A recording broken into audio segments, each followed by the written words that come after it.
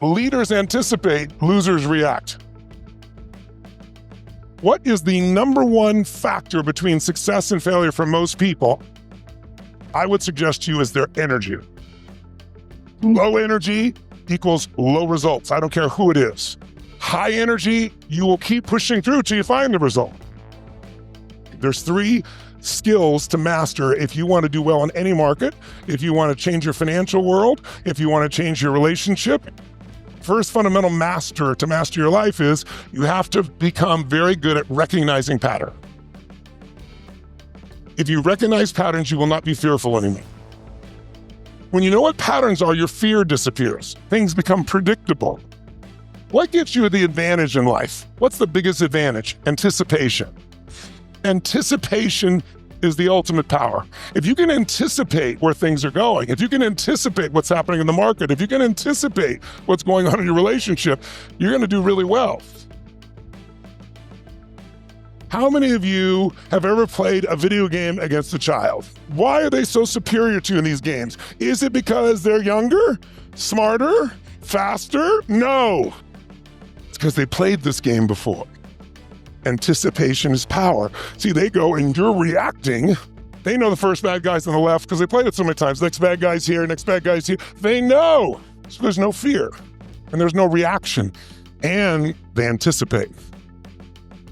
Your greatest gift to yourself would become brilliant at recognizing patterns because anyone you know that is masterful at something, who's extraordinary, it's because they just see patterns you don't see. You see it as chaos. They see this as, oh, I recognize this pattern. Everything is patterns. And the biggest patterns are you emotionally. There's patterns of what we focus on, patterns of what we feel, patterns of what we do. If somebody is really, let's say, overeating, there's a pattern to it. They don't overeat every moment. They overeat when they get frustrated or lonely or bored. There's a pattern. You can change any pattern once you know what it is. But when you think it's random, like I just can't control myself, it's a problem. Many of us think we are our patterns. Well, it's hard to change yourself. Easy to change a pattern. So the first skill to master is recognizing patterns. Second skill is learning to utilize patterns. There's tremendous opportunities in the marketplace. It's during times of the massive pessimism that you earn the most if you can keep your head straight. But you have to recognize the pattern and use it. I used to be frustrated trying to get into some of these, some of the best, there's only a few of the very best in the world, private equity opportunities. And, these guys have produced unbelievable returns. And it's like, my name would get me in, I get a little piece of it, but not a meaningful one. And then I studied and found a pattern of the very best. Now I own 80 different private equity firms, not the fund, I own the firms. I get the 2 in 20 on 80 different ones, some of the biggest on earth. And once I learned what they're doing, I just did the same thing. But I didn't just recognize it, I used it. But the most powerful thing is when you get to the third stage. And that's what some of you are already doing, or you wouldn't be the best in your business. And that is you start creating patterns. Now you're no longer at the reaction of things at all, or even responding or just using. Now you're making things happen at the level you want. It's kind of like in the beginning to learn to play piano, you probably play someone else's pattern, someone who's figured it out. And you play enough of those things for enough years with enough emotion. And then one day you wake up and you start playing your own music because you have a different level of mastery of those patterns. You start to take your version of that, put it in. And that's the process that we really need to go through. So once you understand these patterns, you don't have to be fearful about something. You just know what season you're in and what to do.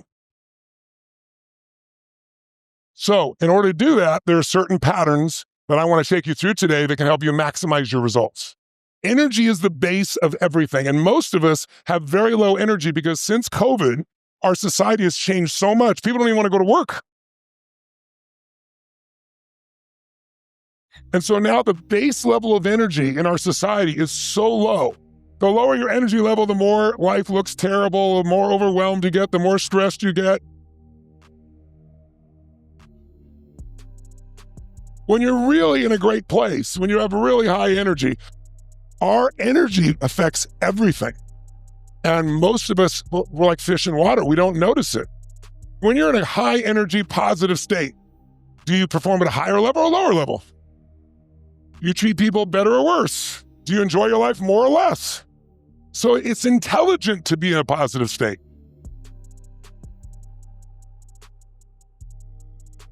You're just afraid of trying and failing. I'm okay with that. I'm not telling you what to do, but how's it working for you so far? How happy are you in this process? Sometimes the most important things we leave out because we're so used to it. It's just like I said, like fish in water. But think about that. Energy is actually a habit. You can change your energy in a millisecond with no sleep and with no food, but it requires a demand in your body. You'll discover you feel better and better, and it becomes addictive in a good way. And whatever the season, if you're going to maximize your results, if you're going to maximize your enjoyment, if you're going to maximize your impact, you have to master one skill, the skill of leadership. What is the skill of leadership? Influence. What makes somebody a leader is one thing, their ability to influence the thoughts, the feelings, and the actions of another person on a consistent basis. If you're able to do that in a positive way, you're a positive leader. You do it in a negative way, you're Hitler. Because influence can come for positive or negative purposes, right?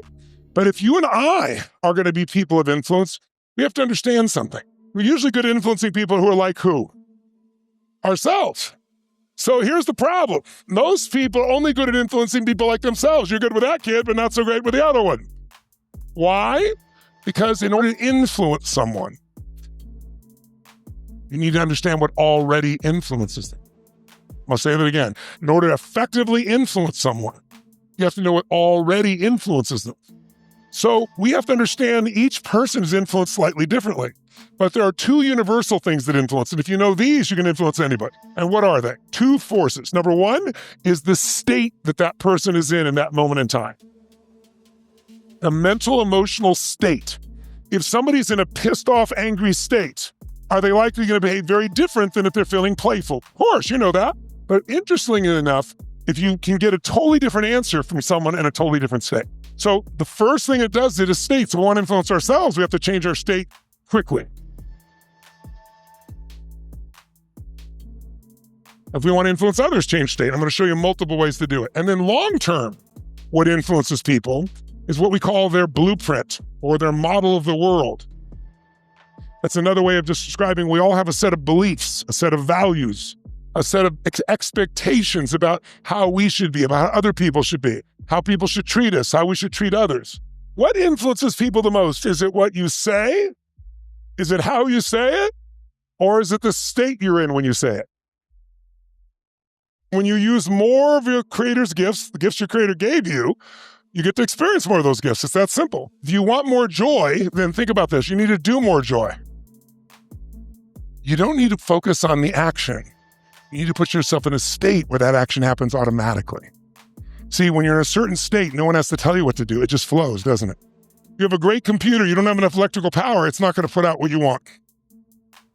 So our state is the most important element. So how do you get in a state when you don't feel like it? Or if you feel like it, how do you put yourself in a better state? Focus equals reality to the individual. We don't experience life, so the most important skill in life is controlling your focus. Most decisions, unfortunately, we do habitually. We don't even think consciously about it. But if you want to change your life, you should be conscious of these three decisions. Here's the first one. Right now, some part of you is deciding what to focus on. Like I said, there's a million things you can focus on what you heard earlier. You could be focused on what I'm talking right now, but you're only experiencing what you focus on. But there are patterns of focus. The minute you focus on something, you feel it. And the second thing that happens is you give it a meaning. The minute you focus on something, what does this mean? Is this the end or the beginning? If you think it's the end of a relationship, are you going to behave the same way as you think it's the beginning of a relationship? If you think someone is dissing you, or someone is disrespecting you, or someone is challenging you, or someone is coaching you, or someone is actually loving on you right now. Meaning equals emotion. Emotion equals life. If you think one thing, you're going to feel one way. Think of something else, you'll feel totally different. But your feelings control the third decision. What are you going to do? Are you going to smack them? Are you going to report them? Are you going to give up? Are you going to follow through? So these three decisions, what am I going to focus on? What does it mean? And what I'm going to do affect each other. And the meaning one creates the emotion, and the emotion affects what you're going to do. If you're always focusing on what's missing, how will you ever sustain happiness? It's actually impossible. It's nothing to do with you. It's software that won't produce that. Many overachievers are so focused on getting the result, and it's never enough. It's the next result, the next result. because it's never enough. Now, I have that overall mindset or attitude, but what I learned was, holy shit, it's like being a hamster on a wheel, right? So if you train yourself to focus first on what you have, it puts you in a state of gratitude, and from that place, there's no scarcity, and you're able to do more because there's more energy in that state. So you have to train yourself to focus on what you have first. And then you have a short burst of what's missing to focus on what you want to do. If you got nothing and you're grateful, you're rich. If you got $1 billion and you're angry and frustrated, your life is called angry and frustrated. So it's a pattern. And you can change any pattern you want to change as long as you understand what the triggers are to make it happen. So what I'm suggesting to you is you can change any state by changing your physiology or your focus. How many of you have ever felt stuck? When it happens, people often get overwhelmed by it. But you can change it very, very quickly when you understand a couple of fundamental things. Now, when people get frustrated or angry or overwhelmed, those states, anger, frustration, etc., are the ones that usually mess up your business, mess up your relationship, and we all get there at times. But the ability to snap out of that is priceless. If you understand what it does to your brain and body, you'll also discover you can not only just snap out of it, you can put yourself in a state where everything starts to flow again.